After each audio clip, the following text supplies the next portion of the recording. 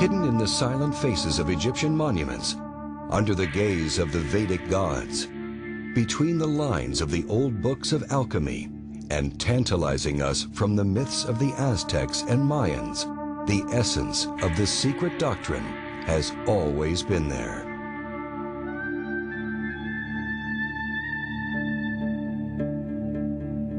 Throughout the history of humanity, only the elect few were initiated into the mysteries of this great universal truth. And those few guided the rest of humanity and gave them the outward symbols of that truth as guidance. For the great Arcanum, the secret of secrets, was fiercely protected and offered only to those who had proven their moral purity and trustworthiness.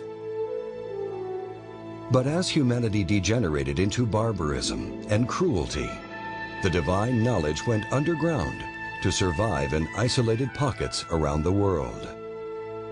For many centuries, the great Arcanum has been beckoning to humanity from behind the stories and myths that veil it.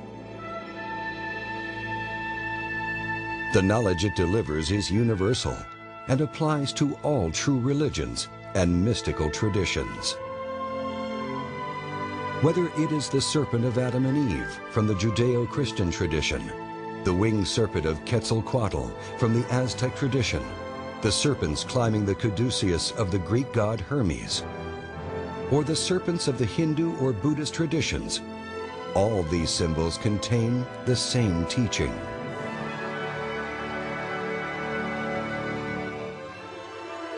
At long last, after centuries of darkness and ignorance, the time has come for this hidden doctrine to be revealed.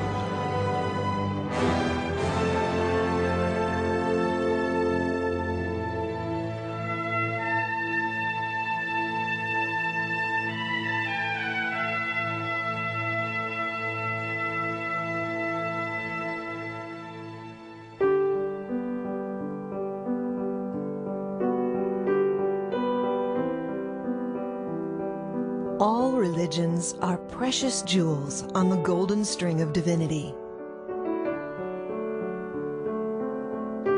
The word religion derives from the Latin root re ligare, which means union.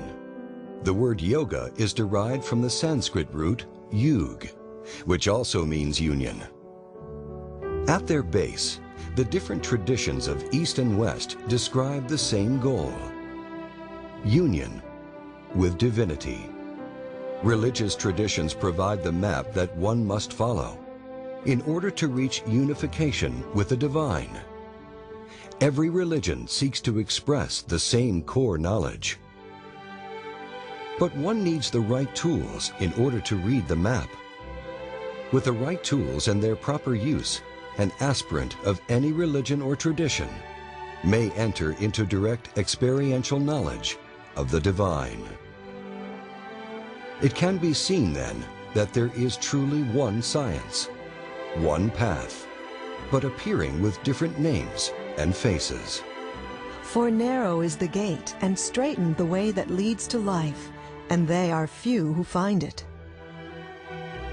In Greek, the narrow path is called gnosis, which means knowledge. In Hebrew, the same narrow path is called da'at, which also means knowledge.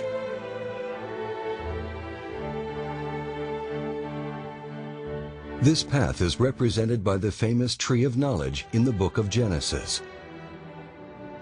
And the clue to entering into the direct experience of God can be found through understanding the symbol of the tree of knowledge.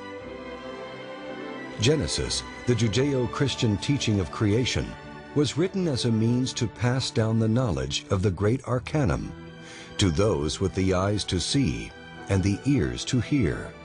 Its inception was influenced by both Eastern and Western traditions in order to provide humanity a key contained in the foundation of all the great religions of the world.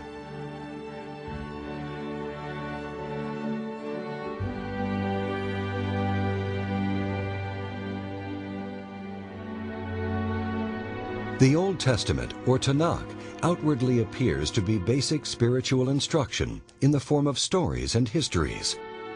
Yet in truth, it is a vehicle of the secret knowledge. To better understand the origins of the Judeo-Christian tradition of Genesis, it is necessary to take a brief look at the life of the author, Moses. Although of Jewish lineage, Moses was raised to be an Egyptian pharaoh and was trained in not only the hidden wisdom of Egypt, but also that of his native Judaism. The civilization of ancient Egypt is among the longest lasting in the history of humanity and an accepted custodian of immense knowledge in the ancient world. Judaism was directly influenced by two of the oldest civilizations on record, those of Sumeria and Babylonia, civilizations famous for their mystery schools. Schooled in the hidden teachings of these ancient traditions, Moses wrote the first 5 books of the Bible in Hebrew and in code, as was the tradition. Thus, every story and name contained within the books of Moses hides a deeper meaning. As it says in the mystical Hebrew book, the Zohar, The narratives of the doctrine are its cloak. The simple look only at the garment, that is, upon the narrative of the doctrine. More they know not. The instructed, however, see not merely the cloak, but what the cloak covers. The Bible is symbolic. The characters and events of the Bible are a cloak that veils the real message. This inner knowledge has been hidden, or in the case of Christianity, rejected entirely. The Bible, like all great religious books, has been interpreted literally. Even Jesus of Nazareth taught both a public and a secret doctrine. To you it hath been given to know the secrets of the reign of the heavens, and to these it hath not been given. Those who received the secret teaching were persecuted and forced to take the knowledge underground. As a result, the modern church has inherited merely the cloak. In addition, the Bible has undergone repeated editing by those without any knowledge of its secrets.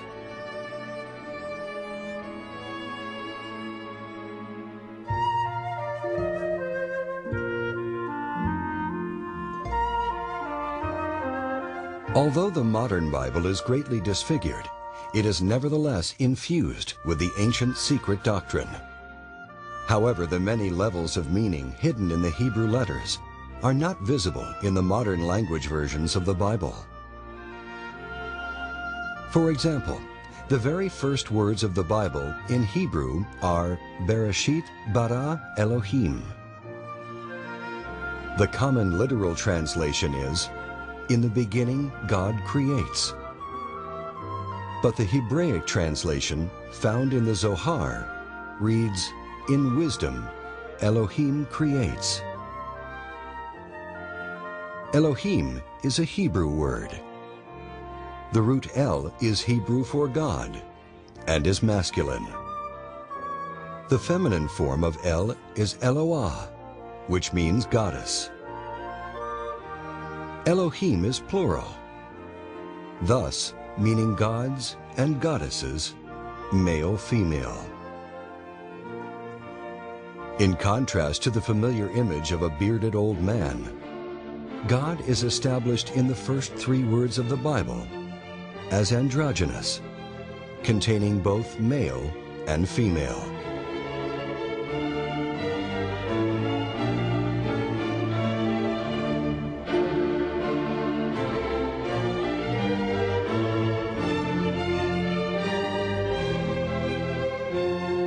The word Elohim has many meanings. In one sense, it refers to angels, the governors of creation. These divine beings are male-female, in the image of their creator. This is clearly illustrated in most ancient images of angels, showing them to have the attributes of both man and woman.